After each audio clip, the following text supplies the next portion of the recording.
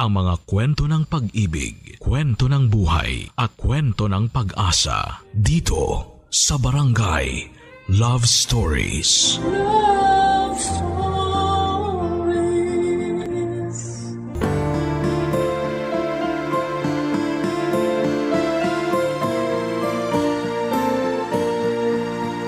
Sa mundong ito ay marami tayong pwedeng maging karibal o kakumpetensya. Kahit nga minsan ay hindi mo pa sinasadya. Ikaw kabarangay, meron ka bang naging kakumpetensya na umubos ng iyong pasensya? Dear Papa Dudut, ako nga pala si Duday, ang 30 karinderya queen ng Tondo. Sa pagmamayabang lang naman, sa karinderya ko, ang pinakamabenta sa lugar namin. Walang halong biro yan ha, hindi lang ito dahil gusto kong magpa-advertise sa inyong radio station. Lahat ng kumakain sa karinderya ko ay palagi akong pinupuri, Papa Dudut. Napakasarap daw ng luto ko. Talo pa yung mga mamahaling resto na di aircon sa mall. Marami na akong suki na pabalik-balik. Kahit malayo pa ang lugar nila sa pwesto ko, Papa Dudut. At bata pa lamang ako ay inaral ko na nga ang mga putahing laging binibenta sa karinderya. Adobo, sinigang, ginisang ampalaya, afritada, maski na ang torta. Sa tulong ng lola ko ay nalaman ko ang pasikot-sikot sa pagkakarinderya. Pamana rin kasi sa akin ang karinderyang ito ng lola ko. At mula noong namatay siya, ipinangako ko sa sarili ko na sasukses pa rin po ito. Kahit na wala na siya. Na nagawa ko naman, Papa Dudut. Sa awa ng Diyos at sa suporta ng kapwa ko at rentahing best friend na si Mel, Papa Dudut.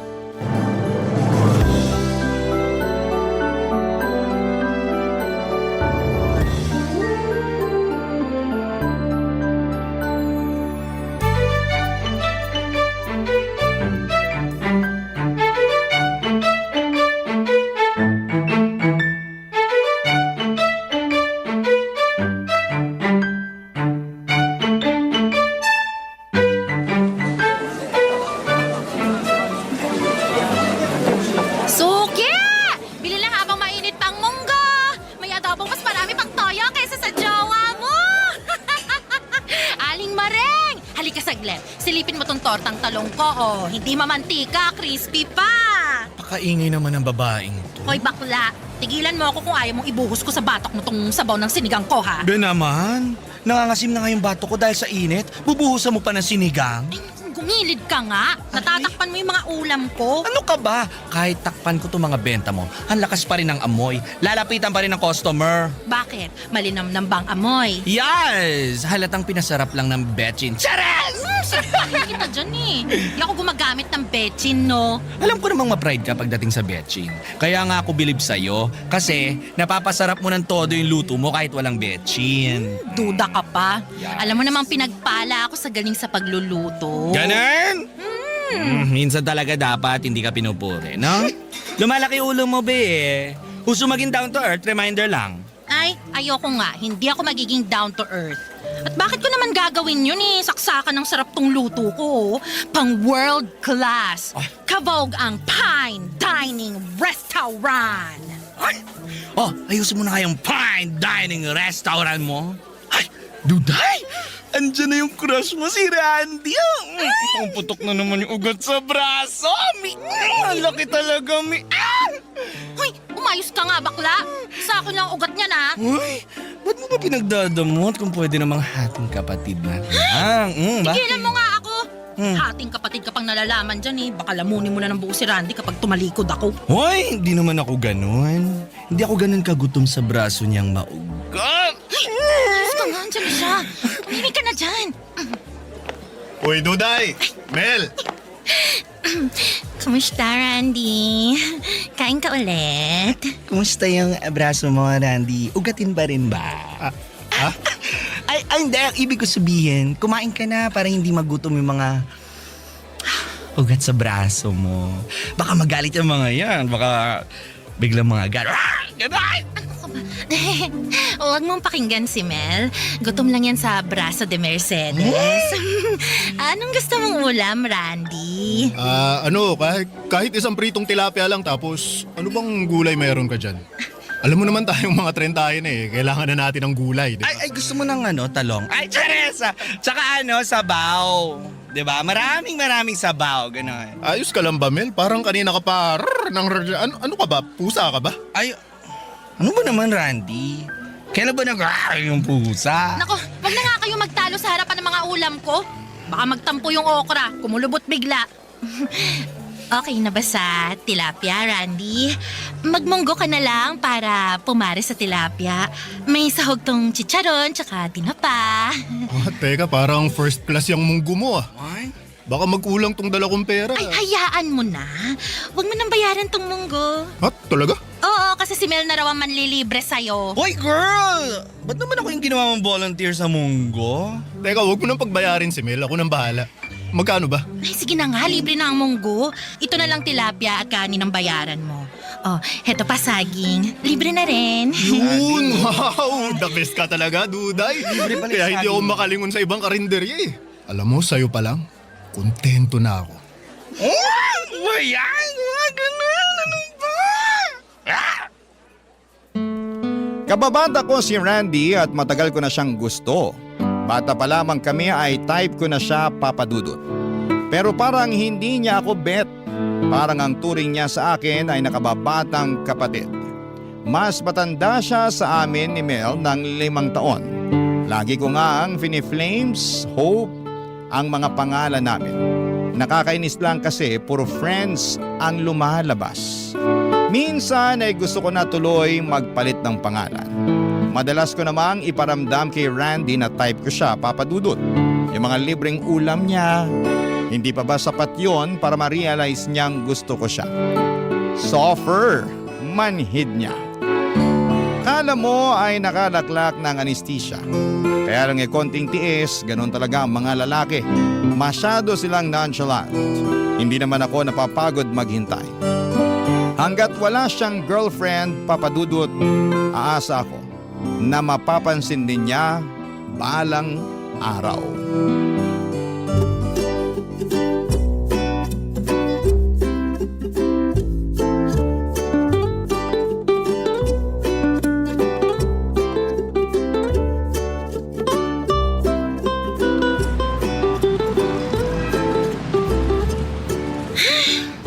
Bakit kaya ang tumal ng benta ko? Di naman holiday. Pero bakit mo lang kumakain dito sa karinderya ko? Duday! Duday! Ito na yung katapusan mo, girl! Ano pinagsasasabi mo dyan? Wait lang para ako naipitan ng ugat sa tagiliran, aray. Ay, naku. Ay, ganito na ba talaga pag tetrentahin na? Ang bilis maipitan ng ugat. Teka, breathe in. Walang breathe out, wait lang. Okay. Palabasin mo na kasi ang hininga mo. Ay, nako. Ano ba nangyari, Mel? Girl, katapusan mo na nga kasi. Sorry Anong katapusan? Anong katapusan? Iklaro mo. Ayan o, dyan sa kabilang kanto. May bagong bukas na karinderya. Kaya naman pala wala akong customer ngayon. Correct! Andun lahat. Kahit yung traidor na si Aling Maring, ini-enjoy yung mga tortang talong doon sa kabila. Kung makasubo ng talong, akala mo last day niya na. Kaya naman pala hindi makatingin si Aling Maring sa akin kanina nung napadaan siya rito eh. Inalok ko na lahat ng klaseng talong. Nako, ayaw pa rin. Manda talaga siya. Hindi na siya makakaulit ng libreng sabaw dito kapag bumili siya. Bahala siya dyan. Malabo na siyang bumili ulit dito, no? Mukhang trip na trip niya rin sa karinderya sa kabilang kanto eh. Gusto mo silipin natin? O sige, silipin natin. O, paano tong karinderya ko? Ha? Sino magbabantay? Girl, kailangan pa ba itong bantayan? Mukhang wala namang magkaka-interest dito na kawin yung mga ulam mo eh. Tumbak lang to, nakakasakit ka na ng loob ah. Charis lang, ikaw naman. Tara na kasi, sandali lang tayo. Para makita mo kung sino yung kakumpetensya mo. Sige na nga. Pero teka, isasara ko lang tong karinderya. Oh, go, go, go!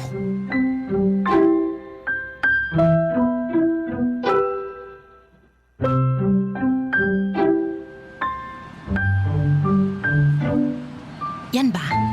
Yan ba yung karinderyang tatalo sa akin? Sa garahe lang naman siya nakapwesto. Halatang mainit. Hindi presko katulad mo sa akin. Pero te, tingnan mo. Mukhang preskong-presko ang sexing tendera, ang Ang nipis na spaghetti strap. Tingnan mo yung shorts. Di ba yung mga ganyang shorts ginagamit lang sa Boracay? Bakit yung ginagamit sa pagbebenta? Kaloka naman to. Girl, kaloka ba o inggit ka lang? Hoy, ba't naman ako maiinggit sa kanya? Hindi ko kailangan magpakita ng singit at kuyukot para mangingganyo ng customer. Pero sis, mukhang effective. Tingnan mo, oh. Kung makatitig sa hita niya yung mga lalaking customer niya, naku, parang hindi na nila kailangan ng extra rice, oh. Busog na yung mga matay. Dinadaan lang pala sa pagpapaseksi ang laban. Magsasawa rin yung mga lalaking yan, no? Hindi habang buhay, mabubusog sila sa tingin. Babalik din ang mga yan sa akin. OMG! Si Randy ba yun? Siya nga! Siya nga! Traitor! Matapos kong ilibre ng ulam at saging, tapos bigla magpapatukso doon sa harot na tindera? Girl, kita mo yun? May pahawak pa sa brasong ate mo. Ay, pinasil niya yung ugat ni Randy sa braso. Kita ko yun! Akin yun! Akin yan, Kailangan natin malaman kung sinong mahaderang tindera na yan. Don't worry, I got you, sis. Lintik lang ang walang ganti. Wala siyang karapatan sa ugat ni Randy. That's mine. Anong mind atin yon? Yes, atin.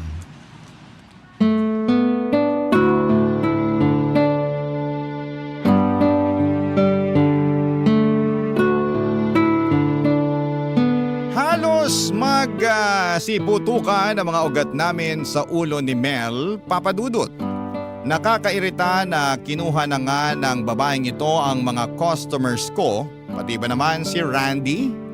Pulang-pula ang mga mata ko habang pinagmamasdan kung paanong makatitig si Randy sa tenderang yon na akala mo ay isa siyang ulam na napakasarap. Umalis na kami kaagad ni Mel bago pa kami ma-stroke sa selos. At inalam na rin namin kung sino ba ang bagong saltang tendera na ito. Siya pala si Cindy Papadudut. Kaedad lang din namin pero mas mukha lang siyang bata dahil balita namin buwan-buwan daw nagpapagluta drip siya. Sagana rin daw siya sa sunscreen dahil reseller siya ng sunscreen ng isang vlogger.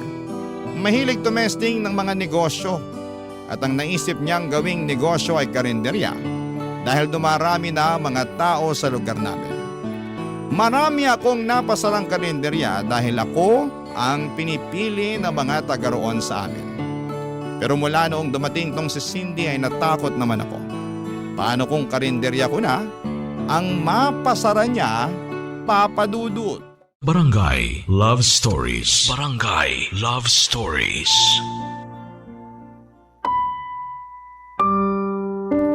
Habang tumatagal ay nagiging matumal na ang benta ko sa karinderya. Dati ay konti na lang ang natitirang ulam sa pagsasara ko sa karinderya, pero mula nang nagbukas si Cindy ay ang dami kong ulam na hindi nabibenta. Ang ending ay kailangan ko tuloy ibenta kinabukasan para lamang hindi masayang. Minsan napapanisan na rin ako ng mga ulam. Lugi ang negosyo. Nakakainis talaga ang Cindy na yan. Lumipat na kasi sa karinderya ni Cindy ang mga dating parokyano ko at karamihan ay mga lalaki na walang ibang gusto kundi ang makita ang paspaghetti strap ng hitad na kakompetensya ko. Hindi naman siya maganda. Totoo, maputi at makinis lang siya. Magkaroon lang talaga siya ng pimple sa pisngi, mawawala na ang apil niya. Sure ako doon, Papadudut.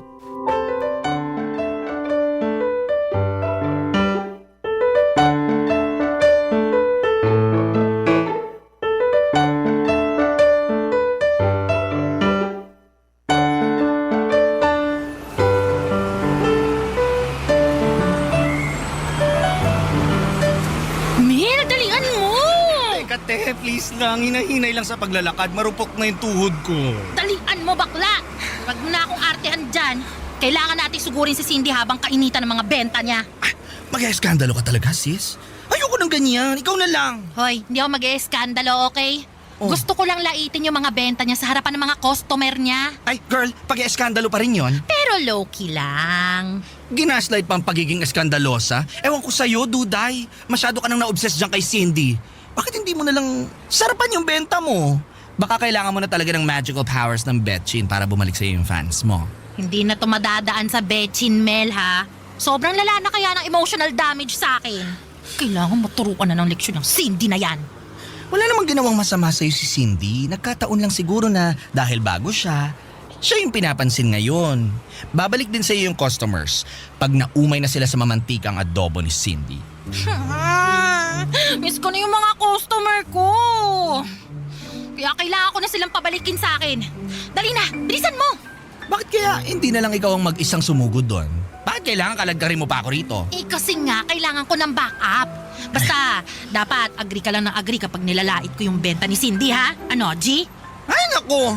Kung wala lang talaga akong utang na 1.5 sa'yo, hindi ko to gagawin, girl. At buti alam mo. Oh, basta ha, ganap kong ganap.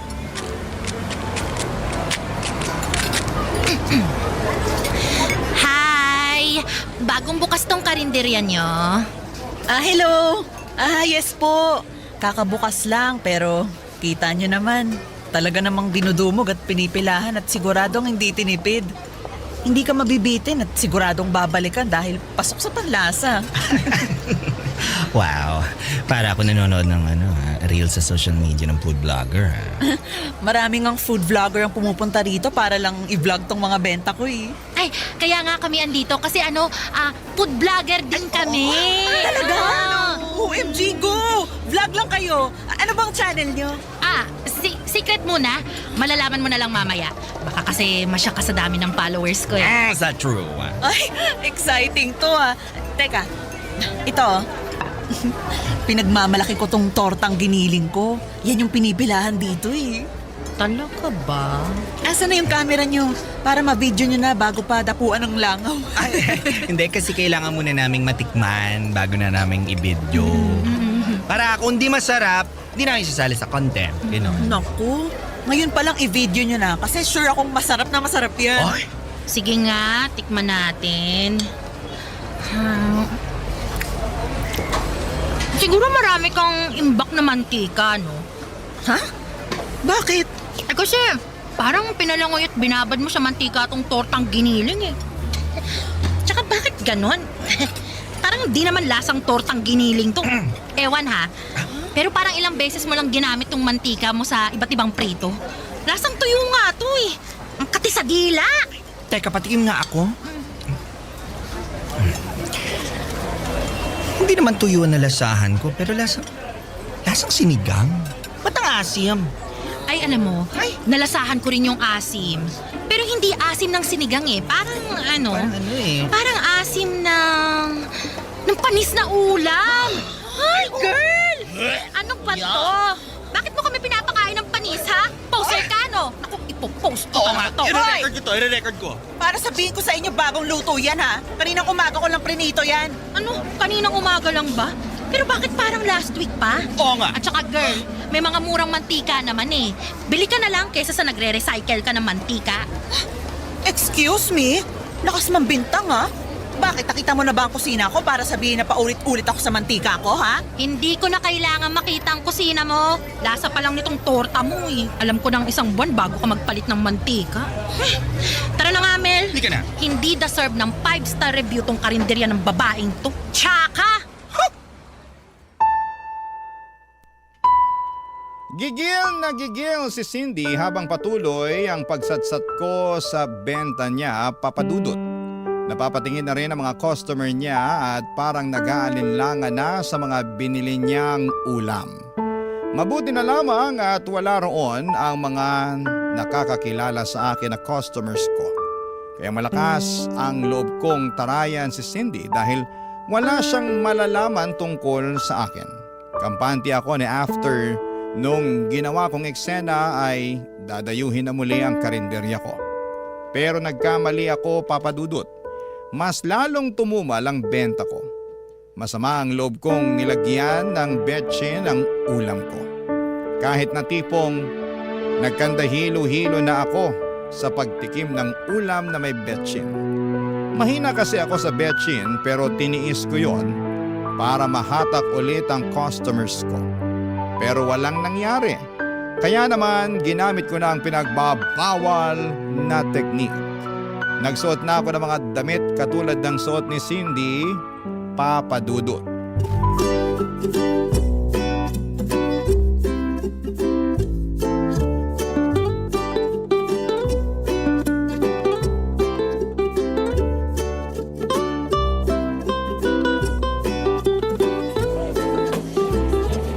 Ay, taray pare! Nagpakita ka na rin sa wakas ng skin. Wala tayong choice. Di na madaan sa betsin eh. Baka kailangan ko na talagang magladlad ng skin. Hindi ko alam, medyo mataba pala yung braso mo, no? Hindi ko alam, medyo bastos ka rin ano? Ay, nanibago lang naman ako. Kasi sanay ako sa'yo na laging long sleeves ang suot. Bakit? Naman. Di ba bagay? Ay, bagay naman. Pero iwas muna sa extra rice, girl, ha? Bumabakat sa damit mo yung bilbil mo, eh. Chares! Alam mo, hindi na charis yan eh. Ay. Oo naman. Kumabig lang ako ng joke sa dulo para hindi ka masaktan, gano'n. So ano, magpapalit na ba ako? Sa sinabi mo, feeling ko tuloy baka mas lalo akong makataboy ng customers eh. Ay, okay na yan, sis. Laman tiyan ka pa rin naman. Tsaka perfect ang makeup mo today. Pula ng blush on, no? Kasing pula ng tusinong benta mo. Taray. Alis ka na nga! Panira ka ng araw eh! Okay, sis. Tawagan mo na lang ako later. Kapag may ulam kang hindi mabebenta, ha? Willing akong saluhin. Mag-stomach in na lang kaya ako. Para hindi masyadong lumitaw yung bilbil ko.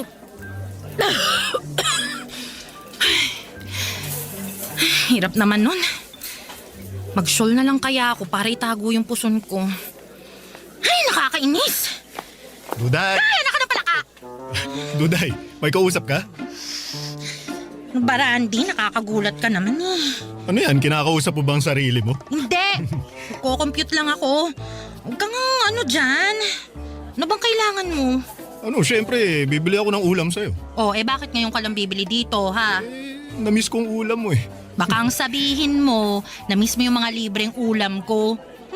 Di ka na makakalibre ngayon. Wala pa akong benta. Naku, hindi naman ako magpapalibre. Namiss ko lang talaga tong mga luto mo. Pabalot ako nung lechong paksiw tsaka itong pusit. Pati na rin yung ginisang upo, ha? Mukhang marami kang pera ngayon, ha?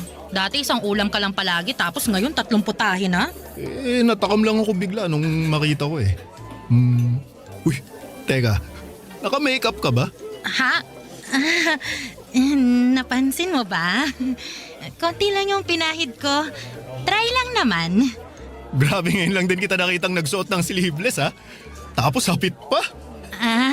Napadaan kasi ako sa DV nung isang araw. Bumili ako ng mga bagong damit. Ano, bagay ba? Yung shorts mo rin ang iksi. Nagpapakita ka na ngayon ng legs, ha? Ano yan? Uy, ano ka ba? Kunting skin lang naman tong pinapakita ko eh. Hindi ko naman kasi pwedeng ipagdamot. Sarap ng tawa nito, sapakin kita. Oh, bakit ka ba tumatawa? Ay, wala. Ay, naalala ko lang kasi yung waitress na tinable nung tatay ko dun sa beer house dati. Alam mo, ganyan din kakapal yung makeup nun eh. Tsaka ang iksi ng suot. Tapos, tapos lumuluwa pa yung bilbil sa gilid. Mukha ba akong taga-bar? Ay, hindi. Ay, nanibago lang ako. Sorry. Duday, ipagbalot mo na nga ako ng ulam para makaalis na ako. Na-hurt ako sa sinabi ni Randy, Papa Dudut. Okay lang kung si Mel yung mangdaot ng itsura ko. Hindi ako masyadong apektado pero noong si Randy na yung gumawa, ang sakit pala. Kasi gusto ko siya.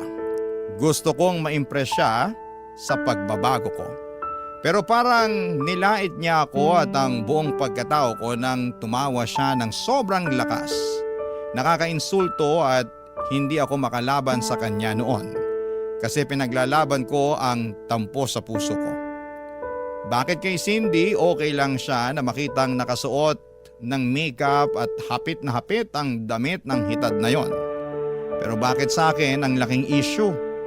Na-insecure tuloy ako lalo sa sarili ko at mas nakaramdam din ako ng takot dahil bukod sa mga naagaw na customers ni Cindy, abay baka maagaw na rin niya sa akin si Randy kapag tumagal pa. Barangay Love Stories. Barangay Love Stories.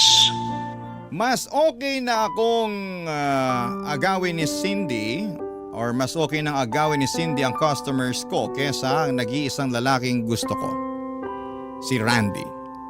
Kaya naman kung nagtagumpay siya sa customers ko ay hindi niya yon magagawa kay Randy. Kaya naman binakuran ko na po si Randy habang hindi pa lumalalim ang koneksyon nilang dalawa. Hindi na ako nag-spaghetti strap at mixing shorts. Pero natuto na rin po akong mag-ayos base sa bagay na damit sa akin. Panay na rin ang daan ko sa palengke kung saan ay nagkakargador itong si Randy. Lagi akong may dalang ulam para sa kanya. Alam kong kahinaan niya ang pagkain, kaya yon ang uunahin kong ilagay sa harapan niya. Isang gabi maaga akong nagsarado ng karinderya para iabot ang gabihan ni Randy. Inaabangan ko siya kung saan siya madalas tumatambay pagkatapos ng trabaho niya, Papa Dudut.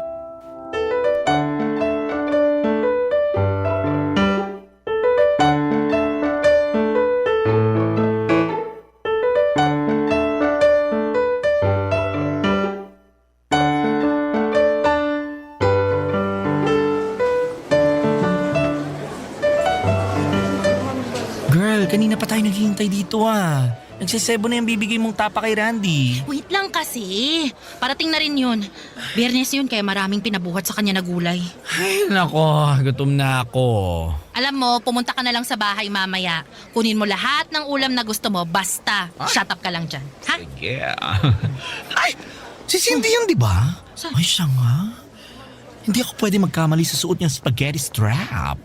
Grabe, no? Ay, Barbie arms. Tingnan mo yung braso, ang payat. Ano naman ang point mo dyan?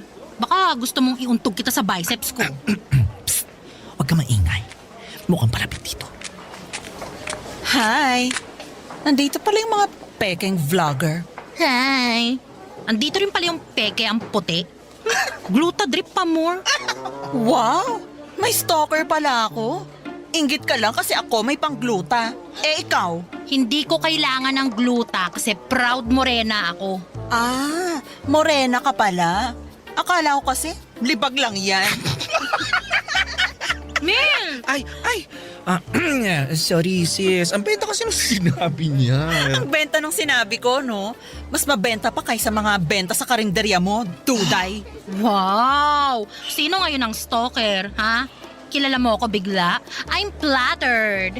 Well, mula nung siniraan mo ang mga luto ko, inalam ko na rin kung sino ka. Reyna ka pala ng betchin eh. Gumagamit lang ako ng betchin para kalabanin ka. Oh, sobrang triggered ka ba sa akin, girl? Ah, dapat lang, no? Ako na ngayon ang reyna ng karinderya sa atin. Kaya wag ka nang lumaban, nakakaawa ka lang. Hoy! Ako pa rin ang reyna ng karinderya, no? Bago ka dumating, trono ko na yon. Baka nakakalimutan mo. Napapalitan ng reyna kapag humihina na. Ito na nga, oh. Unang atak ko palang bagsak ka na. Spaghetti strap lang ang laban, pero nilangaw na bigla ang mga ulam mo. Kawawa ka naman, oh. Sobra ka na, ha? Kabago-bago mo lang umasta, pero... Iulap ha! Napakagaspang ng kamay mo! Walang palas pa! Ganon na! Sasapunutan kita sa babae niya! Diyos ko, ano ba tunay? Tama na!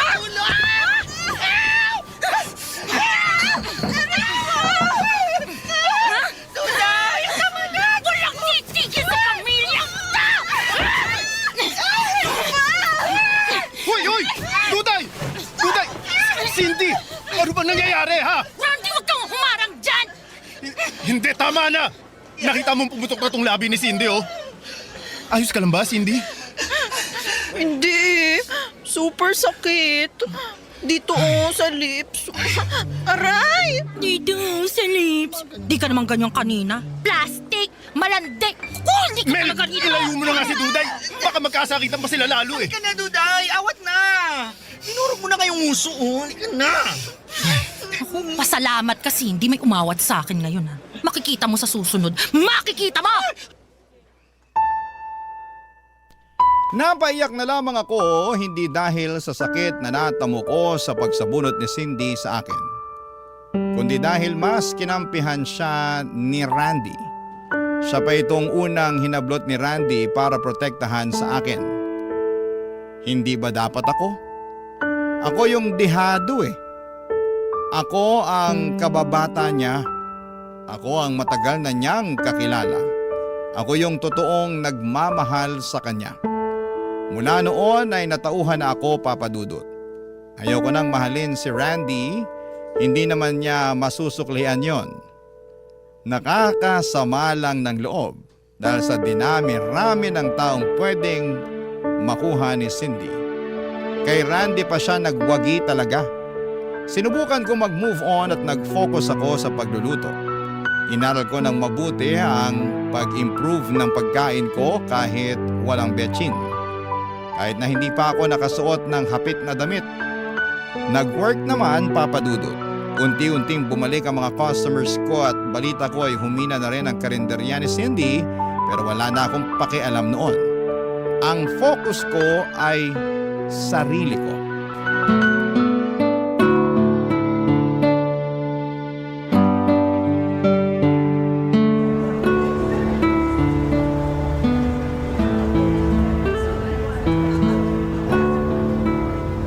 Konti na lang tong natirang adobong sitaw. Ha? Iuwi mo na, Mel. Wala na bang afritadang manok dyan? Ay, naku pa kasi nag-crave yun eh. Wala na. Ubus na. Bawi ka na lang bukas. Ay, grabe ah. Lumakas ulit benta mo. Tsaka parang mas mabenta ka na ngayon kaysa noon. Ganun talaga kapag nakafocus ka sa sarili mo. Eme. Ay, pakilagay mo nga muna tong kanin sa ref. Tsaka pakicheck mo na rin kung meron pang graham cake sa freezer.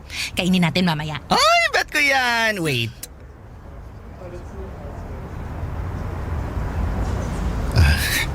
Hi, Duday. Sarado ng karinderya ko. Bumalik ka na lang sa Cindy mo. Ay, galit ka pa rin ba? Isang buwan mo na akong iniiwasan. In-unfriend mo pa ako sa social media. Bakit? Deserve mo naman eh. After mong kampihan sa Cindy kaysa sa akin, ano sa tingin mo? Gusto pa kita maging friend sa social media? Sige na naman, Duday. Huwag ka nang magtampo. Eto, may dala akong ulam para sa'yo. Oh, Para kang tanga. Dadalhan mo ako ng ulam mula sa ibang karinderya? binili ko yan kay Cindy. Hindi ka pa rin talaga tapos sa pananakit sa akin, ano? Talagang dinala mo pa rito yung ulam ng hitad na yon? Huwag ka munang magalit kasi. Tikman mo muna. Mas gusto ko pang tumikim ng lason kesa dyan sa mamantikang ulam niya. Eh ayun na nga eh, mamantika talaga ang mga benta niya kasi kailangan niyang ulit-ulitin yung mga benta niya sa loob ng isang linggo. Alam mo naman na nakakatagal ng buhay ng ulam kapag lumalangoy sa mantika yung pagkain, di ba? Akin na nga yan. Titikman ko. Ano ba to? Ba't ganito yung lasa? Matabang na nga, alam mong luma pa. Oh, sabi ko naman sa'yo eh, wala talagang tatalo sa mga ulam mo, Duday. Walang tatalo pero doon ka kumakain sa kanya. Mas plastic ka pa sa plastic labo. Eto na naman tayo eh. Ito na, magpapaliwanag na ako kung bakit ako laging nandun. Ako yung tagahatid ng gulay at karne para kay Cindy. Kinontrata niya ako, malaki yung bayad niya eh. Libre pa ang pagkain mula umaga hanggang tanghali. Kaya yun, syempre, pinatos ko na. Sayang din naman yung kita, no? Ang dami mo naman pwedeng gawing racket dyan ah. Pero bakit sa bruhang yun pa? Aminin mo, type mo lang talaga siya eh. Hoy, hindi ko siya type. Alam mo namang ayoko sa mga babaeng halos lilitaw na lahat ng ililitaw sa katawan eh. Ayoko sa mga masyadong ma-make up. Sinungaling. Ay nako. Alam mo kung ayaw mong maniwala, hindi naman kita pipilitin. Pero sana maintindihan mo na kailangan ko rin ng pera. Kailangan kong makaipon kaya ako nagtrabaho sa kanya. Bakit ba bigla ka naging mukhang pera ha? Dati naman sapat na sa'yo kung magkano man yung kinikita mo dyan sa pagkakargador mo sa palengke. Tsaka sa pag-extra-extra mo bilang delivery boy. Ano kasi, gusto kong makaipon para hindi naman nakakahiya sa'yo kapag inaya kitang lumabas. Gusto mo akong ayain lumabas? Naku, dati pa. Hindi lang ako makadiskarte kasi nahihiya ako eh. Mas marami kang pera sa akin. May sarili kang negosyo. Strong at saka independent woman ka. Eh ano ba naman ako, di ba? Kaya syempre gusto ko na may patunayan sa'yo bago ako lalapit para manligaw. Teka. Ano? Gusto mong manligaw sa akin? Oo, Duday. Kaya nga ako nandito eh. Kasi may sapat na akong ipon para hindi naman nakakahiyang lumabas tayo. Para may mabili ako para sa'yo kapag nagturo ka na ng mga gusto mo kapag namasyal na tayo. Sinungaling ka. Hindi yan true eh. Si Cindy talaga yung type mo, di ba? Ay nako, ayaw pa rin maniwala. Duday, ikaw ang gusto ko. Pwede ba tayong lumabas at kumain sa fine dining restaurant?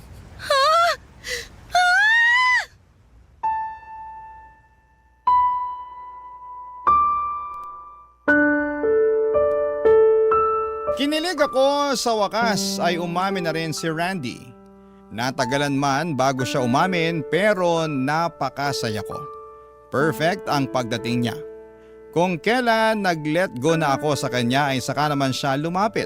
Kung kailan nag-focus ako sa sarili ko ay saka naman siya nag-focus sa akin. Nakakatuwa lang talaga, Papa Dudut, mula noon ay naging happy na ako. Sa career ko sa karinderya at sa love life ko. Nabalitaan kong nagsarado na rin ang karinderya ni Cindy. Napansin na rin ng mga tao na nakakaumay ang mga benta niyang mamantika. Sa akin na pumupunta ang mga customers niya. Hindi pa rin kami nagkakaayos na dalawa pero napatawad ko na po siya. At sana'y napatawad na rin niya ako. Maraming salamat po sa pagbasa ng aking liham. Ang inyong kapuso at kabarangay forever, Duday. Uy, kabarangay! Agree ka ba sa ending ng ating barangay love stories na ito? I-share mo na ang feelings mo sa ating comment section. Ang mga kwento ng pag-ibig, kwento ng buhay at kwento ng pag-asa dito sa Barangay Love Stories.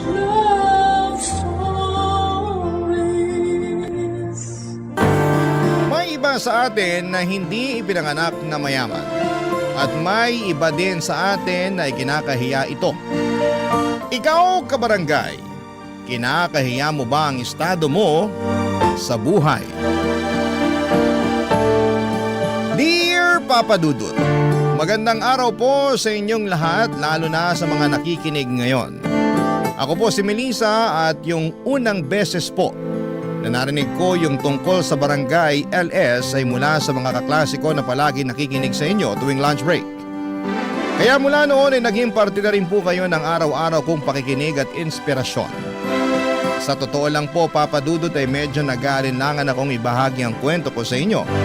Dahil aminin ko na hindi ako naging perpektong anak at may mga panahon na naging sutil din ako. Pero nararamdaman ko na kailangan ko na itong ilabas para kahit papaano ay maibsan ko ang bigat na matagal ko nang dinadala sa puso ko. Hindi po ako lumaki sa isang pamilyang mayaman. Ang papa ko ay isang construction worker habang ang mama ko naman ay isang selbedora sa isang maliit na kainan. Habang lumalaki ako ay aaminin ko po na may mga pagkakataon na naiinggit ako sa mga kaibigan ko na may mga bagong cellphone, laptop at iba pang mga gamit na bago. Samantalang ako ay lagi akong nagtitiis sa mga second-hand na gamit dahil mas kailangan namin ng pera para sa pang-araw-araw na pagkain at para ayusin ang mga sirang bahagi ng maliit naming bahay.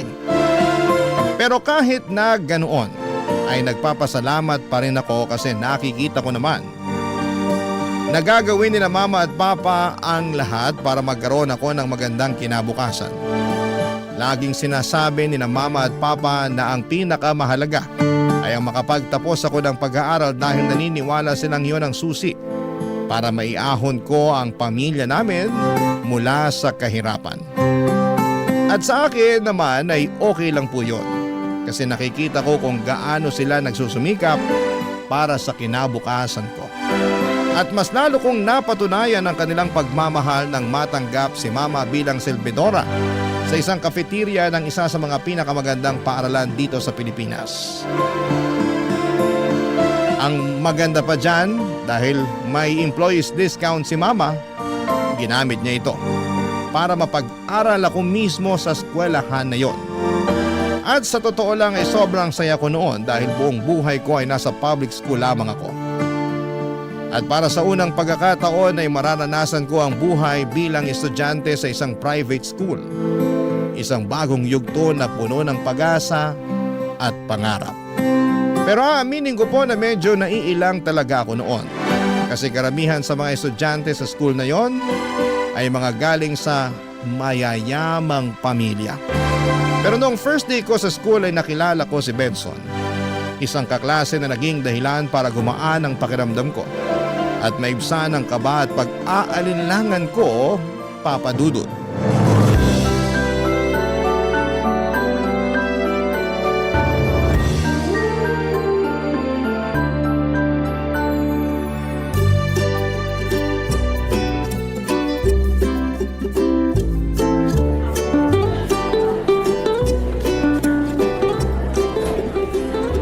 Kuya! Ah, bakit? Nawawala ako eh. Hindi ko mahanap yung classroom ko. Alam mo ba kung saan tong classroom na to? Ito oh. Sandali, patingin nga ulit. Ah, okay, tamang-tama. Magkaklase pala tayo. Ay, salamat naman. Mapapadali na rin ang buhay ko. Kanina pa ako kasi nahihilo eh. Lika, sumama ka sa akin. Papunta na rin naman ako sa classroom natin eh. Ay, tamang-tama. Sige. Nga pala ako si Benson. Hello, ako naman si Melissa. Transferi ka dito, no? Ngayon lang kasi kita nakita eh. Ah, oo. May 1 oras pa tayo bago magsimula yung klase. Gusto mo tambay muna tayo sa cafeteria? Ha? Ayoko doon. Bakit naman? Eh, di ba maraming tao doon? Ayoko kasi ng maingay eh. Ayos, may mga upuan pala dito. Dito na lang muna tayo. Okay, ikaw bahala. Sige, dito muna tayo. Siya nga pala, Benson. Matagal ka na bang nag-aaral dito? Oo, dito na ako nag-aaral simula elementary. Wow, siguro mayaman ang pamilya nito. Ano yon? Ah, ang sabi ko mabuti naman kung ganon. Ikaw ba? Saan school ka galing? Galing din ako sa private school na malapit sa house namin. Pero pinilit ko talaga yung mommy and daddy ko na ilipat ako dito kasi feeling ko mas magkakaroon ako ng magandang job opportunities in the future kung dito ako makakapagtapos. Mismo! Yan din yung dahilan kung bakit ako dito gusto makapagtapos ng mga magulang ko. Ay, nga pala. Tanong ko lang ha, ano palang work ng parents mo? Ha? Ba't mo naman naitanong yan? Wala lang, curious lang. Bakit? Masama ba magtanong? Ito naman, hindi. Ang totoo niyan, walang work yung mommy at daddy ko. Ha? Unemployed, ganon? Hindi na nila kailangang maging employed kasi may small business kami. Ah, anong business? Maliit lang na restaurant sa QC. Wow! Uy, punta naman tayo sa restaurant nyo minsan. Sure. Pero hindi muna sa ngayon kasi under renovation pa yung resto namin. Next month pa kami magbubukas ulit. Anyway, maiba ko. Ano nga palang work ng parents mo? Bali yung dad ko, executive chef siya, tapos yung mom ko, housewife. Executive. Okay, I see. Nice. Alam mo, ang gaan mong kasama. Pwede bang friends na tayo simula ngayon?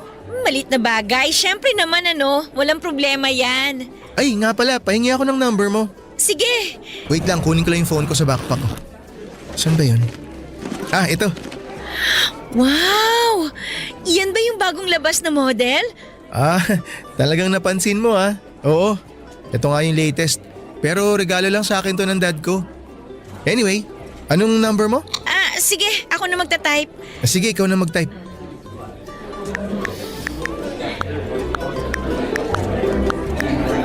Eto na yung phone mo. Thank you ah. Tawagan ko yung cellphone mo para ma-save mo yung number ko. Wag! Ha? Bakit? Hindi ko kasi dala yung cellphone ko kasi nasira kasi yung phone ko eh. Oo, tama, nasira. Tapos kaka-pre-order ko lang ng bagong phone. Tapos hindi pa dumadating. Pero don't worry. Eto papel tsaka ballpen. Isulat mo na lang yung number mo dyan para ma-save ko kagad yung number mo kapag dumating na yung in-order kong phone. Ah, sige. Isusulat ko na lang number ko dito sa papel. Oh, eto. Yan. Thank you. Halika na. Pasok na tayo sa classroom. Hindi ko na po mabilang kung ilang beses akong nagsinungaling kay Benson noong araw na yon. Kung ano-ano na lamang talaga ang sinabi ko. Lahat para lang maitago ang katotohanan at para hindi siya magduda o mahalata na galing ako sa isang mahirap na pamilya. Sinabi ko na may negosyo sina mama at papa at sinabi ko rin na nasira lamang ang cellphone ko. Kahit ang totoo ay luma na ang cellphone ko at halos hindi na gumagana yung speaker. Nahihiya po talaga ako kasi pakiramdam ko ay hindi ako bagay sa mundong ginagalawan ni Benson at ng mga kaklase ko. Pero mas lalo akong ninerbiyos nang nagyaya si Benson na kumain sa cafeteria. Alam ko po kasi na doon nagtatrabaho si mama at kapag nakita niya ako roon ay siguradong babatiin niya ako. At malalaman ni Benson at ng iba ko pang kaklase na anak lamang ako ng isang empleyado sa cafeteria. Noon pa man ay may takot na akong baka ma-judge nila ako o baka tingnan nila ako ng mababa dahil lamang sa estado ng pamilya ko sa buhay. Kaya kahit alam kong mali ay ginawa ko ang lahat para maitago ang katotohanan. Alam ko pong may mga makakarinig ng kwento kong ito na maiinis o hindi makakaintindi pero sana'y maunawaan ninyo ako na lumaki akong laging nasa gilid, laging naiiba at ngayon lamang ako nakapasok sa ganitong klase ng mundo. Kaya kahit minsan lang ay gusto ko sanang maramdaman na belong ako, na hindi ako naiiba at kaya ko makipagsabayan sa mga sosyal na mga estudyante. At nung nakapasok na kami ni Benson sa classroom namin ay mas lalo pa akong kinain ng insecurities ko. Sa harapan kasi namin may nakaupo na isang napakagandang babae. Ang kinis ng kutis, ang buhok ay halatang bagong ribbon. Ang gamit niyang cellphone ay pareho sa cellphone ni Benson at kitang kita talaga na talagang mayaman siya. Mamahalin ng bag, ang sapatos at pati na rin ang relo. Habang tinitingnan ko siya ay parang lalo akong nanliliit sa sarili ko. Lalo kong nafe-feel na hindi ako kabilang sa mundo nila. Hindi ko napigilan ang sarili ko at nagtanong na ako kay Benson kung sino yung babae na nasa harapan namin, Papa Dudut.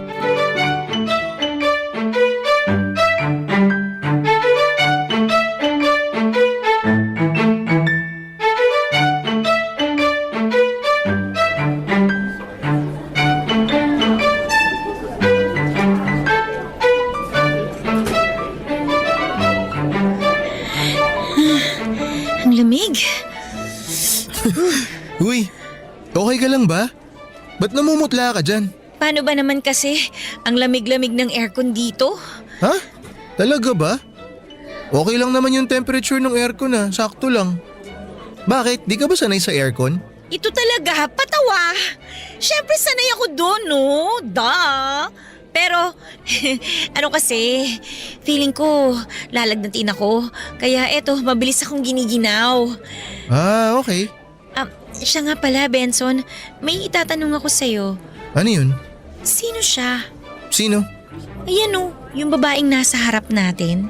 Ah, si Avery ba? Oo, ang ganda niya, no? Okay lang.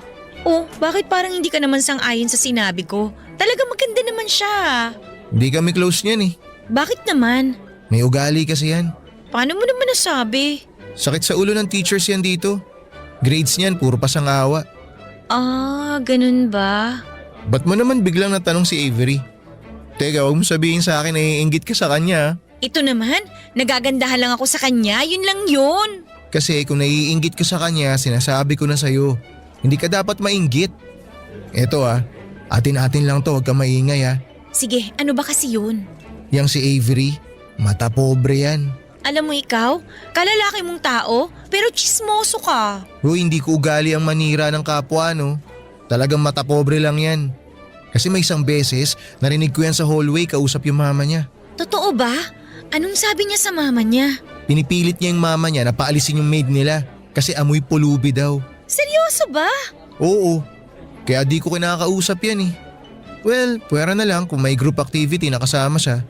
Pero bukod dun, hindi ko pinapansin yan. Kala ko nga magkaibigan kayo niyan eh. Paano mo naman nasabi na magkaibigan kami ni Avery? Pareho kasi kayong mukhang mayaman at pareho din kayong, Parehong ano? Parehong may tsura. Ah, so sa tingin mo gwapo ako? Alam mo ikaw, feeling ka rin no? Inulit ko lang naman yung sinabi mo Oo na, inaamin ko. Nagugwapuhan ako sa'yo. Oh, happy ka na? Okay ka na?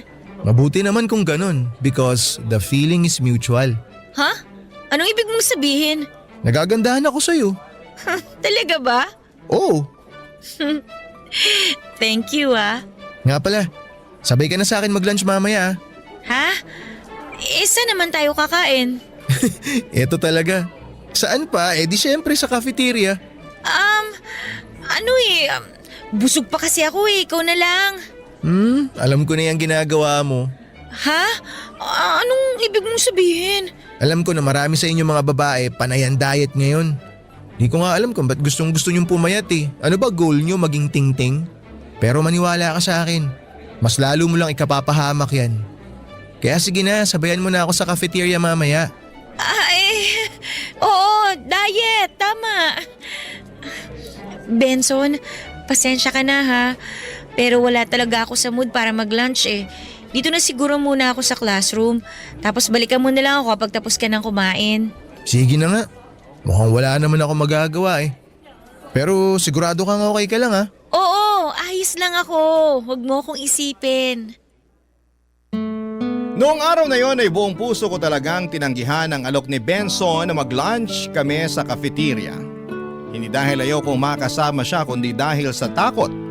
Takot na baka makita niya si Mama roon at malaman ang katotohanan tungkol sa akin. Kaya para makaiwas ay nagsimula na akong magbaw ng pagkain sa pang-araw-araw. Pero hindi tulad ng mga sosyal kong kaklase na may mga packed meals mula sa bahay o nagpapadeliver pa ng food mula sa mga mamahaling resto. Nagtitiis lamang po ako sa mga mumurahing pagkain. Minsan sardinas at minsan naman ay noodles. At dahil ayaw kong mapansin o ma-judge ng iba, sa loob ng CR ako palaging kumakain. Oo, sa loob ng CR. Doon ako nagtitiis araw-araw tuwing lunch break. Habang sila ay nagtatawanan sa cafeteria, sa bawat subo ko ng baon kong galing sa latay ramdam ko ang lungkot at pagkahiya. At habang tumatagal ay napapansin na rin ni Benson na palagi akong nawawala tuwing lunch. Paulit-ulit niya akong tinatanong kung saan ako kumakain pero gaya ng nakasanayan ko ay nagsisinungaling na naman ako. Sabi ko ay sa labas ako kumakain. Kunwari lumalabas ako para mag-lunch sa malapit na restaurant. At sa tingin ko ay naniniwala naman siya sa lahat ng sinasabi ko. Pero sa totoo lang habang tumatagal ay unti-unti na rin akong kinakain ng konsensya ko. Sobrang bait ni Benson sa akin. Palagi niya akong kinakausap, tinutulungan sa mga schoolworks at kahit minsan ay hindi ko siya naramdamang hinuhusgahan ako. Kaya naman talagang nakokonsensya ako kay Benson kasi wala na akong ibang ginawa papadudot kung hindi ang magsinungaling sa kanya at itago sa kanya ang tunay na kalagayan ko. Barangay Love Stories. Barangay Love Stories. Lumipas ang mga buwan at dumating din yung araw na inamin na ni Benson na may gusto siya sa akin. Aaminin ko po halos malaglag ang puso ko sa sobrang kilig. Parang hindi ako makapaniwala na ang gwapo, matalino, mabait at mayaman na lalaki ay magkakagusto pa pala sa isang katulad kong simpleng babae na galing sa pamilyang salat sa yaman. Sa totoo lang po noong mga panahong yon ay pakiramdam ko ay parang ako yung bida sa isang fairy tale na hindi ko naman inakalang mangyayari sa tunay na buhay. Ako yung tipikal na damsel in distress na biglang pinansin ng prinsipeng nakatira sa isang malaki na kastilyo. At dahil si ate mong marupok ay kilig na kilig ay hindi na ako nagpaligoy-ligoy pa. Napa-oo agad ako kay Benson. At opisyal na naging kami. Simula noon ay halos araw-araw ay puno ng kilig at lambing ang mundo ko. Napaka-sweet niya, napaka-gentleman at wala siyang araw na pinapalampas para iparamdam sa akin na espesyal ako. Palagi niyang sinasabi na maganda ako, na proud siya sa akin at swerte siya sa akin.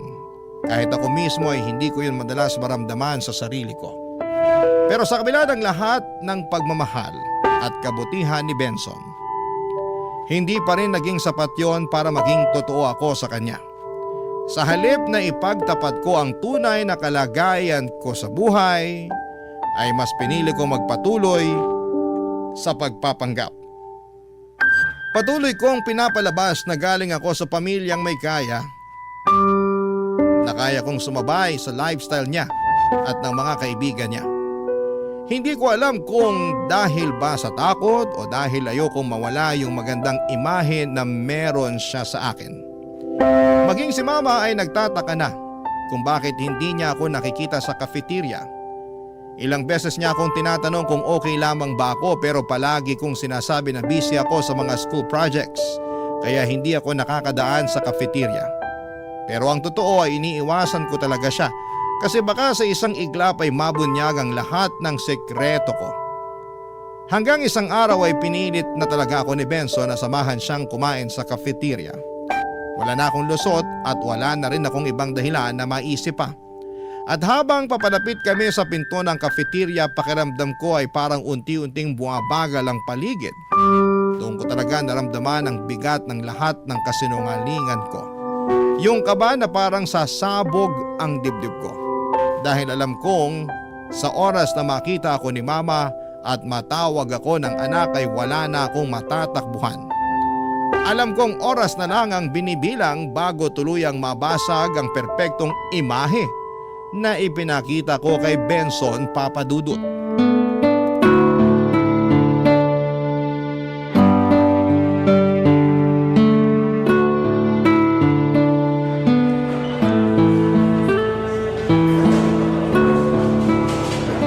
Uy, Melissa.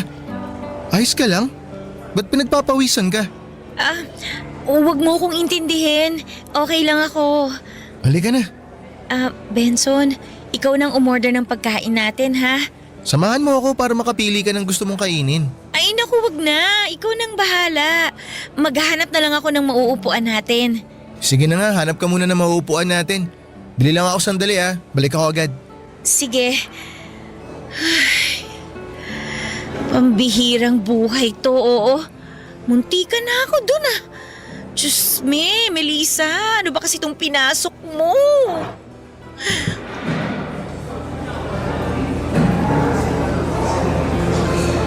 Melissa, sandwich na lang yung binili ko para mabilis. Ano ba yan? Bakit ka nakayuko?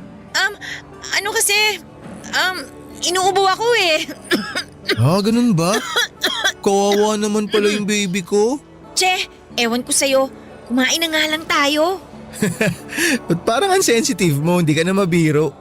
Sandali lang, si Avery ba yun? Wow! Bakit ka napawaw? Ang social ng lunch niya. Palagi ko yan nakikita sa mga pinapanood ko sa internet. Yung sushi ba yung tinutukoy mo? Oo, yun! Alam mo, eto tatapatin na kita. Tsaka sana magsabi ka sa akin ng totoo. Uulitin ko yung tanong ko nung first day of classes. Naiinggit ka ba kay Avery? Ito talaga? Paano mo naman nasabi yan? Grabe ka. Kasi palagi mo siyang nababanggit from time to time Tapos palagi mo ring napapansin yung mga gamit at kinakain niya. Alam mo, naiintindihan ko naman kung bakit maiinggit ka kay Avery. Kasi sino ba naman ang hindi maiinggit sa isang babae na maganda at sobrang yaman? 'Di ba? Pero ano? talagang napapangitan at nasusuka kasi ako sa ugali ng babaeng yan Kaya kung ako sa'yo, hindi ako maiinggit dyan. Huwag mo gawing role model yan. Sobrang judgmental mo. Hindi ako judgmental. Ilang taon na kaya kami magkaklase niyan. Kaya alam na alam ko kung paano umasta yan. At sinasabi ko sa'yo, hindi mo dapat hinahangaan yan. Ay, sana talaga dumating yung araw na kakaibiganin niya ako. Isa pa yan. Ilang buwan ka nang pumapasok dito Pero ni minsan, hindi man lang siya nag-abala na kausapin ka. 'Di ba? Baka naman nahihiya lang yung tao. Ay, change topic na nga lang tayo. Nga pala, siguro panahon na para mag-isip tayo ng call sign. Call sign? Oo, yung tawagan nating dalawa. 'Di ba? Sige na nga. Anong call sign ba yung gusto mo? Ewan, babe o baby na lang siguro? Ano sa tingin mo? Baduy nito. Gamit na yan Mine na lang kaya? Napaka-jeje mo nito. Wala na akong maiisip eh. Pero kung okay lang sa'yo, mahal na lang kaya? Classic! Sige na nga, okay na rin sa akin yan. Yan. I love you, mahal. I love you too, mahal. Ay nga pala, mahal. Bago ko makalimutan. Kailan magbubukas yung family business nyo? Ha? Family business? Yung restaurant nyo sa QC? Ah! Oo! Wala, under renovation pa rin eh. Pero kapag nagbukas na kayo ulit, sabihan mo ako para makadalaw man lang ako. Sure! Pero bakit sa restaurant pa namin? Ang dami-dami namang restaurants dyan. Siyempre, gusto ko rin naman suportahan yung family business nyo kahit papano. Hay nako, wag na. Kasi baka malasin lang yung restaurant namin pag dumalaw ka pa. Ah, ganun ah. Oh, kit-kit ng aray! pisngi mo talaga Ang eh. sakit ng Sarap kurot mo, kurutin. Hinding-hindi talaga nagkulang si Benson sa akin bilang boyfriend. Lahat ng meron siya, oras, pagmamahal, atensyon ay ibinibigay niya sa akin ng buong buo. Pero sa kabila noon ay patuloy pa rin akong nagpapanggap na mayaman. Pilit na tinatago ang totoo kong pagkatao. Maingat ako sa bawat kilos at sa bawat kwento para lamang walang makahalata. Pero isang araw ay naging kagroup ko si Avery para sa isang school project. Tahimik lamang siya at parang laging may sariling mundo. Pero noong nagkaroon kami ng chance na mag-usap ng mas matagal, doon ko nalaman na pareho pala kami ng hilig sa K-pop. Kaya mula noon ay naging malapit na kami na magkaibigan at madalas na rin akong sumasama sa kanya. Napansin ko rin na parang nagsiselos na si Benson sa friendship naming dalawa. Ramdam ko yon sa mga titig niya tuwing nakikita niya kami ni Avery na magkasama. At minsan ay nasasabi na rin niya sa akin na parang nag-iiba na raw ako. Mas nagiging maarte, mas conscious sa sarili at mas iba na raw akong kumilos kumpara dati. Hindi ko rin maitatanggi na may mga ugali si Avery na parang kusa kong na-adapt. Yung paraan niya ng pananamit, pagsasalita, pati yung standards niya sa mga bagay-bagay.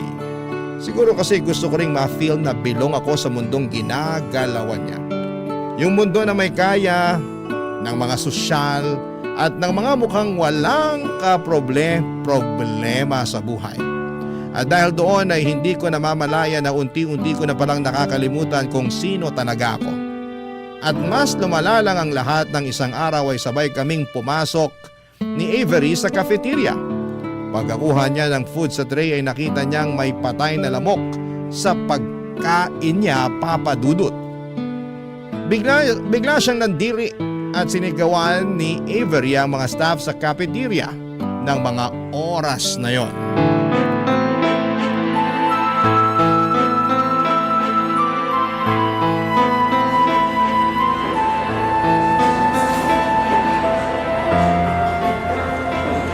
Mahal, pigilan mo nga yung kaibigan mo.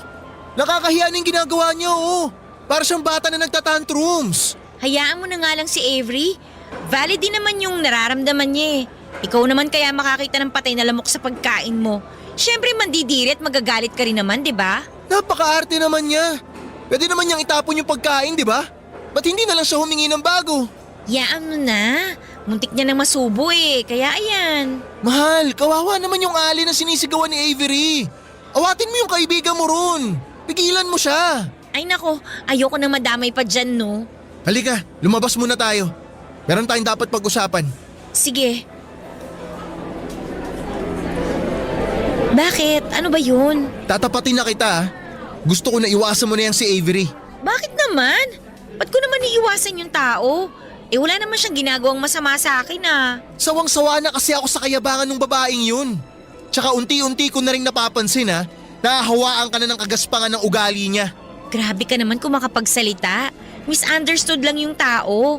Hindi siya mahilig makipaghalubilo sa ibang tao eh. Kaya ayan, ang tingin tuloy ng marami sa kanya, suplada. Kung di naman suplada, snabera. Misunderstood? Anong misunderstood dun? Hindi mo ba nakita kanina kung paano niya pagsalitaan yung ali sa cafeteria? Grabe, ang lakas ng tama niya. Kung makasigaw siya dun sa ali, akala mo siya yung bumubuhay dun sa matanda. Kapal ng mukha niya. Alam mo, lahat tayo may ugali naman eh. May kanya-kanyang tama lang naman. Kaya imbis na manguhusga ka dyan, intindihin mo rin naman kung saan siya nanggagaling. Kasi hindi naman magwawala yan kung wala siyang pinanggalingan. Basta, hindi ko na nagugustuhan yung inaasta ng kaibigan mo. Sumusobra na siya. Kaya please lang, iwasan mo na yan si Avery. Sandali lang. Ba't pakiramdam ko parang kinokontrol mo ko? Hindi kita kinokontrol. Hindi ganun yun. Hindi mo ba nakikita na bad influence siya sa'yo? Doon ako nanggagaling. Kasi ako nakikita ko na nahahawa ka na sa kanya. Kaya sana naman wag mong masamain yung concern ko sa'yo. Hoy Benson, pakikisamahan ko kung sino ang gusto kong pakisamahan, okay? At wala kang karapatan na diktahan ako kung sino ang gusto kong maging kaibigan. Boyfriend lang kita, no? Pero hindi mo ako pagmamay-ari. Ganun na ba talaga ang tingin mo sa akin? Oo, ang kulit mo eh. Ay, may tatanong ako sa'yo at sana magsabi ka rin sa akin ng totoo. Ano yun? Napapansin ko kasi na para bang diring-diri ka kay Avery tuwing pinag-uusapan natin siya. Umamin ka nga, may namagitan ba sa inyo noon? Wala. Yung ayaw ko sa lahat ay yung pinagsisinungalingan ako. Ilang beses mo nang siniraan si Avery sa akin at alam kong hindi mo gagawin yon kung wala kang pinaguhugutan. Ay, oo na, amin na ako. Oo, may namagitan sa amin ni Avery noon. Ex-girlfriend ko siya. Kung ganon, bakit hindi mo kaagad sinabi sa akin? Hindi naman na kasi mahalaga yun eh. Matagal na kaming tapos. Pero kung sinabi mo lang yun na mas maaga sa akin, edi sana umpisa pa lang hindi na ako nagtaka kung bakit tutol na tutol ka na makipagkaibigan ako sa kanya. Sorry na. Tinago mo sa akin na may namagitan sa inyo ni Avery. Para sabihin ko lang sa'yo, yung ayaw ko sa lahat, yung pinagsisinungalingan ako at pinagtataguan ako ng mga sikreto. Pasensya ka na talaga, mahal. Inaamin ko naman ang kasalanan ko kung bakit di ko agad sinabi sa'yo. Pero pangako, simula sa araw na to wala nang secrets. Sasabihin ko na lahat-lahat. Talaga ba? Pangako. Mabuti naman kung ganon. Siya nga pala, bakit kayo naghiwalay ni Avery? Nalaman ko kasi na niloloko niya ako eh. Ha? Paano niloko? Nakita ko yung messenger niya. Meron siyang kinakausap na ibang lalaki. Simula nun, nakipaghiwalay na ako sa kanya. Pero ni minsan hindi siya humingi sa akin ng sorry. Kaya naman pala. Kaya naman pala Parang ganun-ganun na lang yung galit mo sa kanya. Mas naiintindihan ko na ngayon kung bakit palagi mo siyang sinisiraan sa akin. Ha? Hindi ako galit sa kanya. At hindi ko rin siya sinisiraan sa'yo. Ang akin lang naman, alam ko yung totoong ugali ng babaeng yun.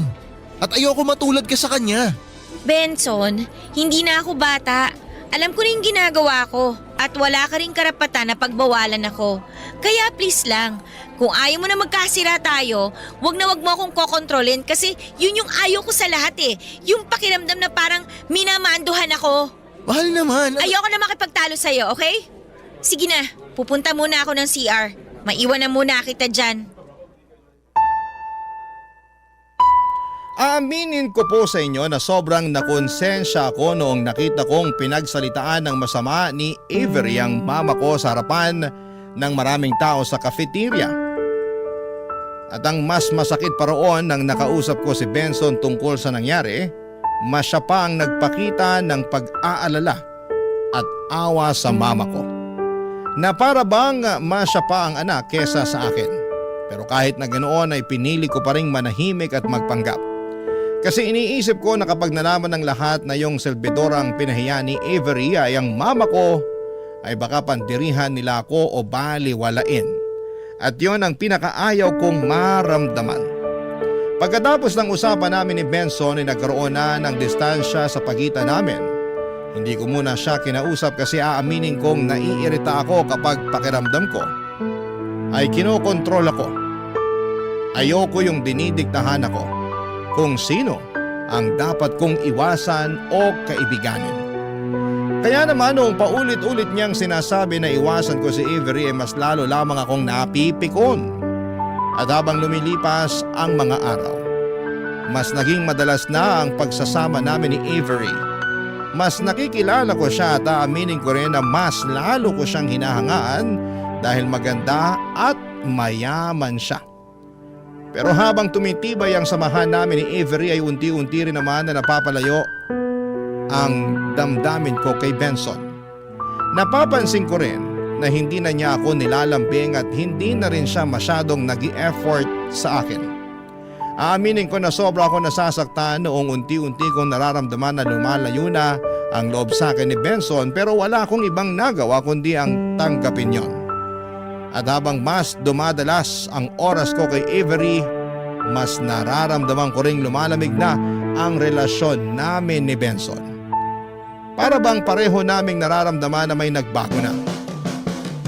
Pero pareho rin kaming walang lakas ng loob na aminin ito ng direkta sa bawat isa ng mga panahong yon.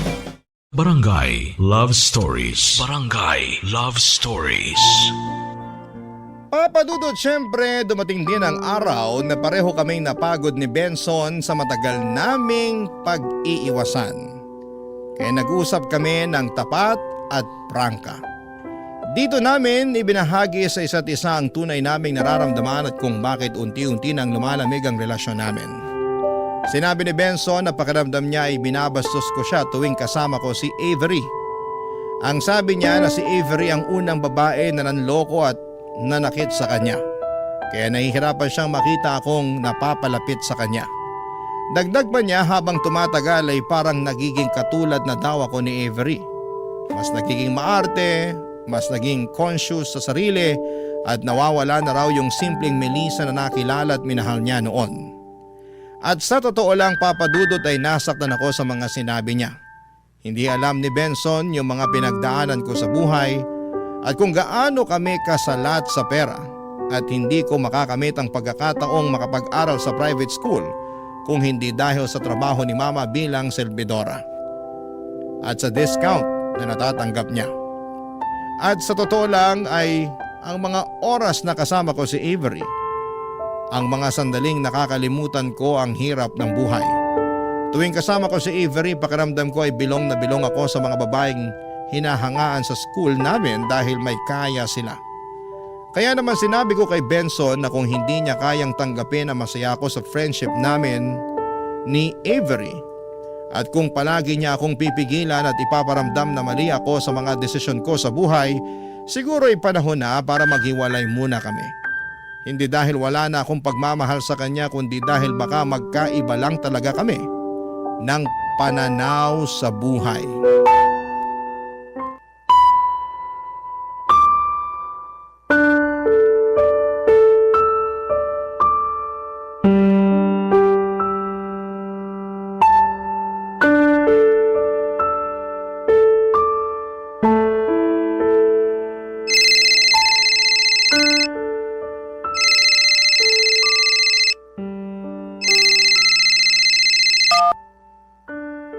Oh, Benson, kumusta ka? Okay lang naman. Ikaw, kumusta ka? Okay lang ako. Medyo matagal na rin mula nung huli tayo nagkausap na maayos. Kaya nga eh. Bakit ka ba napatawag? Pakiramdam ko nung huli tayo nag-usap, parehong mainit mga ulo natin. Pero ngayon, gusto ko na sanang linawin kung ano ba talaga ang meron tayo. Ang totoo niyan, matagal ko nang gustong pag-usapan yan. Kasi habang tumatagal, palabo na ng palabo tong relasyon natin eh. Yun na nga eh. Benson, aaminin ko na hanggang ngayon, mahal na mahal kita. Aaminin ko rin sa'yo na mahal pa rin kita, Melissa. Pero, sa tingin ko, panahon na para magkanya-kanya tayo. Sandali lang. Hinihiwalayan mo na ba ako? Ayoko sanang gawin to pero pinapalaya na kita. Teka, tinawagan kita kasi gusto ko sanang ayusin tong relasyon natin. Pero bakit ganun? Bakit parang pakiramdam ko ayaw mo nang bigyan tayo ng second chance? I'm sorry, pero kasi Sige na, sabihin mo na sa akin. Ano ba talagang dahilan kung bakit sumusuko ka na? siguro mas mabuti kung tsaka na lang muna natin pag-usapan to. Anong tsaka na lang tayo mag-usap? Nandito na to eh. Kaya sige na, sabihin mo na sa akin yung totoo. Pasensya ka na pero nasasakal na kasi ako sa'yo eh. Nasasakal ako sa'yo tuwing pinagsasabihan mo ko kung ano yung dapat at hindi ko dapat gawin. Pero hindi mo man lang ba naiisip o napapansin na lahat ng mga sinasabi ko sa'yo para din naman sa ikabubuti mo? At ano naman yung ikakabuti ko? Hilumayo sa mga taong gusto ko na maging kaibigan dahil lang ayaw mo sa kanila? Sobrang unfair naman yata nun. Masyado ka manipulative at controlling. Pero napakapangit ng ugali ng taong yun. Nung taong gusto mong maging kaibigan. Hindi mo ba naiintindihan yun? Hindi mo ba talaga napapansin na habang tumatagal, mas lalo kang nahahawa sa kagaspangan ng ugali niya? Sinasabi mo lang yan kasi minsan mo na siyang naging ex. Hindi ganun yun. Sinasabi ko to kasi alam ko mismo kung anong klaseng tao siya. At nakita mo naman, di ba? Kung paano niya itrato yung mga tao mas mababa sa kanya. Hindi siya mabuting kaibigan. Hindi siya mabuting tao. Maniwala ka sa akin, Melissa. Malabo nang magbago yung babaeng yun. Tungkol pa rin ba to sa nangyari dun sa cafeteria? Kasalanan din naman kasi nung tatanga-tanga serbidora yun eh. Dapat chinecheck nila na maigi yung mga pagkain bago nila iserve sa mga student. Kung ako yung nasa kalagayan ni Avery nung araw na yon, malamang sa malamang gagawin ko din yung ginawa niya.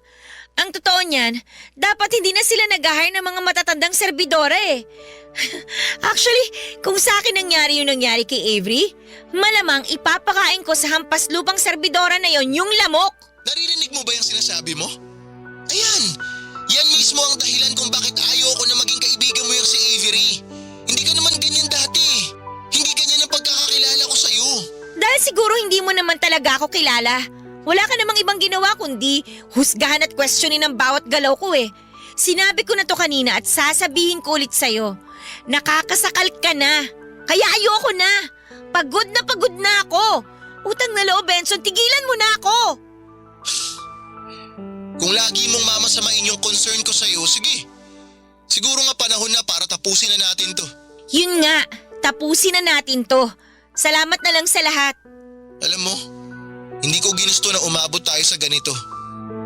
Ang gusto ko lang naman bumalik yung dating Melissa.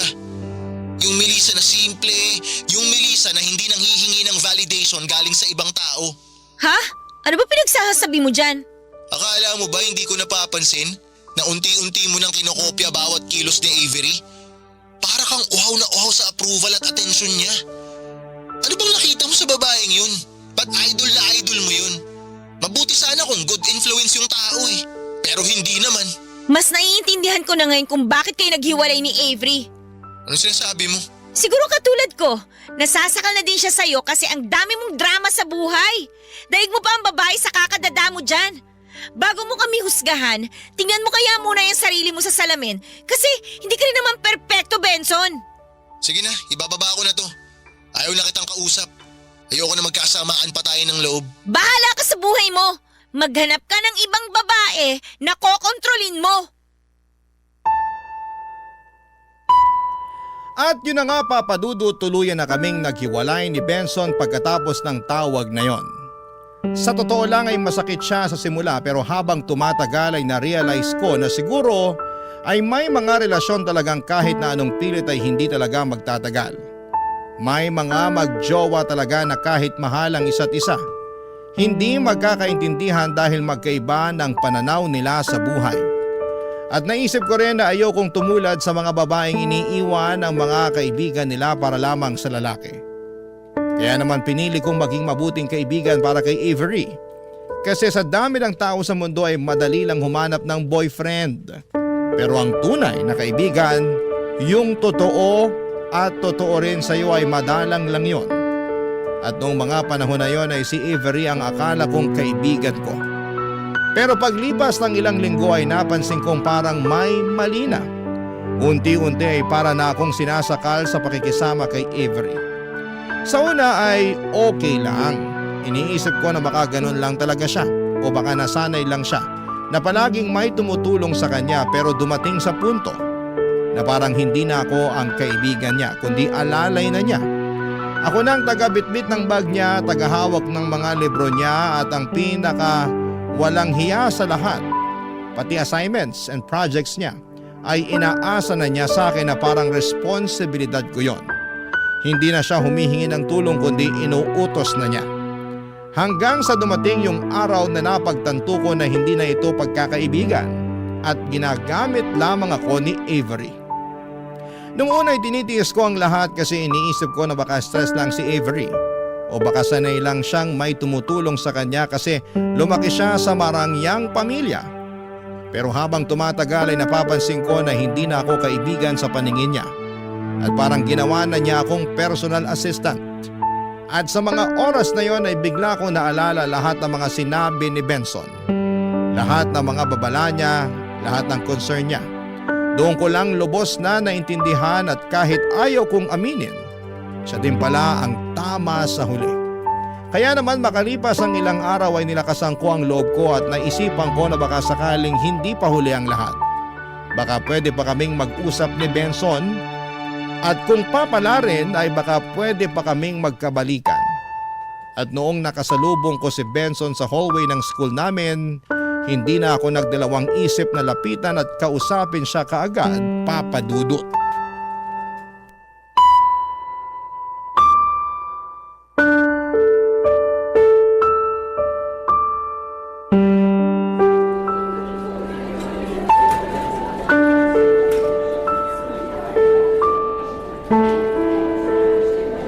Benson! Sandali lang! Oh, ba't mo ako kinakausap? Di ba sabi mo nasasakal ka na sa akin? Please naman huwag ka na magtampo. Kinakausap na nga kita ng maayos eh. Pagkatapos kitang tawagan nung last time, ilang linggo mo akong hindi kinibo. Parang awa mo na, kalimutan mo na yun. Andito ako para kausapin ka ng maayos. O bakit gusto mo akong kausapin? Ano kailangan mo? Bilisan mo na, may tatapusin pa akong project pagdating ko sa bahay. Narealize ko na tama yung lahat ng sinabi mo tungkol kay Avery, na hanggang ngayon, hindi pa rin siya nagbabago. Hindi pala kaibigan ang hanap niya, kundi isang tao na magiging sunod-sunuran sa kanya. I'm sorry kung hindi ako kagad nakinig sa'yo. Dapat sa simula pa lang naniwala na ako sa'yo. Kasi kung tutuusin, mas una kayo nagkakilala at naging girlfriend mo pa siya. Wala nang kwenta ang realization mo. Matagal mo nang tinapos kung ano yung meron tayo. Ganyan na ba talaga katigas ang puso mo? Humihingi na nga ako ng tawad sa'yo. Inaamin ko na ako na tong nagkamali at nagpakatanga para lang matanggap ni Avery. Melissa, diretsuhin mo na nga ako. Ano ba talagang gusto mo mangyari? Hindi pa ba obvious? Gusto ko magkabalikan tayo. Hanggang ngayon hindi pa rin nawawala yung pagmamahal ko sa'yo. At sigurado ako na ganun din ang nararamdaman mo para sa akin. Pasensya ka na pero malabo na yan. Ha? Bakit naman nagkakaganyan ka? Hindi ka naman ganyan dati Noon nga, ikaw pa tong atat na ayusin yung relasyon natin eh. Atat na atat ako noon. Pero marami kasi ako na-realize ngayon. At buo na yung desisyon ko na iwan ka. Alam mo, hindi kita maintindihan, Benson. I'm sorry kung napapaiyak ako ngayon. Pero hindi ko lang talaga kasi maintindihan kung saan ka nang gagaling eh. Ba't ba bigla ka na lang nanlamig sa akin? Saka na lang natin to pag-usapan. Kailangan ko na talagang umuwi. Hindi ka aalis. Dito ka lang. Dito ka lang hanggang sa malaman ko kung bakit ka nagkakaganyan. Maniwala ka sa akin, Melissa. Kapag sinagot ko yan, hindi mo magugustuhan yung maririnig mo. Wala akong pakialam. Magsalita ka. Inaamin ko na nga na nagkamali ako kay Avery, di ba? Inaamin ko na all along, ikaw tong tama at dapat matagal ko na siyang nilayuan. Sana naman wag mo akong pagkaitan ng second chance. Kasi lahat naman tayo nagkakamali eh. Hindi naman ako nagkakaganito dahil sa pagkakaibigan nyo ni Avery. Eh kung gano'n naman pala, ano yung dahilan? Sabihin mo na sa akin para at least malaman ko naman kung saan ka nang gagaling. Hindi ako manghuhula, Benson. Kaya utang na loob naman, magsalita ka. Kasi alam ko na yung totoo, Melissa. Ha? Anong totoo? Alam ko na yung alis sa cafeteria, nanay mo yun. Paano mo nalaman yan? Isang beses nakita ko siyang umiiyak. Nilapitan ko siya para kumustahin. Sabi ko baka mapagaan ko yung loob niya. Bigla na lang niyang inamin sa akin. Napapaluha daw siya tuwing naiisip niya na kahit minsan hindi man lang siya kinumusta ng anak niya dito sa campus. Tapos nung tinanong ko kung anong pangalan ng anak niya, alam mo kung ano sabi niya? Melissa. Melissa daw ang pangalan ng anak niya. Inaamin ko na hindi mayaman yung pamilya ko. Ngayon na alam mo na yung totoo. Wala nang point para itago ko pa sa iyo yung katotohanan. Nagpapanggap lang ako na mayaman para mag-fit in ako sa mga kaklase natin. Pero sana wag mo naman akong husgahan dahil lang sa estado ng buhay namin. Yan ang wag na wag mong gagawin, Melissa. Anong ibig mong sabihin? Wag mo akong babaliktarin. Wag na wag mong babaliktarin ang kwento. Hindi kita hinuhusgahan at lalong hindi ako nandidiri dahil mahirap kayo. Huwag kang magsinungaling, Melissa. Hinuhusgahan at pinandidirian kita kasi hindi ko lubos akalain na magagawa mo yon sa sarili mong nanay. Narinig ko na dati kung paano mo siya pagsalitaan. Ano nga ulit yung sabi mo? Na ipapakain mo sa kanya yung lamok? Benson, I'm sorry. Hindi naman kasi ako ganong klase ng tao eh. Talagang nakaramdam lang ako ng peer pressure kasi pakiramdam ko hindi ako belong dito eh. Kaya ako lang nagawa yun dahil gusto ko maramdaman na hindi ako salat sa buhay. Pero hindi sapat na dahilan yun para bastusin at pagsalitaan mo yung mama mo. Ako mahal na mahal ko mom ko. At hindi ko magagawa sa kanya yung ginagawa mo sa mama mo. Madali lang para sa'yo na sabihin yan kasi mayaman kayo. Lumaki ka sa marangyang pamilya kaya kahit kailan, hindi mo maiintindihan kung saan ako nanggagaling. Hindi sapat na dahilan yung kahirapan, Melissa. Para walang hiyain mo yung mama mo ng ganun. At maniwala ka man o hindi ko magagawang bastusin ng mom ko kahit malugmok kami sa hirap. I'm sorry. Please, patawarin mo na ako. Alam mo mismo sa sarili mo na wala akong kasalanan. Nakasalanan ni Avery kung bakit ako nagkakaganito. Nagmamakawa ako sa'yo. Sana naman bigyan mo pa ng second chance ang relasyon natin. Siguro nga naging bad influence si Avery sa'yo. Pero hindi ka na bata, Melissa. Alam mo na ang tama't mali. At sa mga nalaman ko at mga pinakita mo sa akin, mas lalo mo lang pinatunayan na dapat na kitang layuan. Benson! Benson, sandali lang!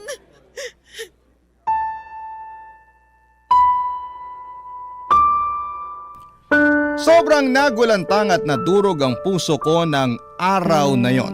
Hindi ko mapigilan ang luha ko at pakiramdam ko ay parang binagsakan ako ng bagyo at kidlat sa iisang iglap. Hindi ko inakalang malalaman ni Benson ang buong katotohanan tungkol sa tunay na kalagayan ko. At siguro ay kung naging totoo lamang ako sa simula, kung hindi ako nagpanggap at hindi ako nagpadala sa pressure na makisabay sa mga mayayaman naming kaklase, baka iba ang naging ending ng kwento namin. Pero wala na akong magagawa at nangyari na ang lahat. At ang tanging magagawa ko na lamang ngayon ay tanggapin na hanggang doon na lamang talaga ang relasyon namin ni Benson. Ngayon ay single na ako at patuloy pa rin nag-aaral. Sa dami ng mga nangyari ay natutunan ko na hindi mo kailangang magbago para lamang matanggap ka ng ibang tao. Hindi mo kailangang magkunwari para lamang maramdaman mong belong ka.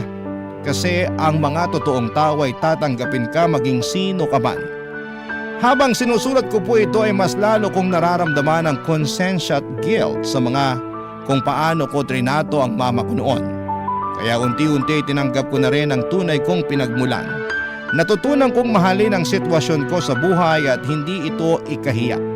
At higit sa lahat ay natutunan kong pahalagahan ng mama ko dahil kahit na hindi kami mayaman ay siya ang dahilan kung bakit nakatungtong ako sa isang private school.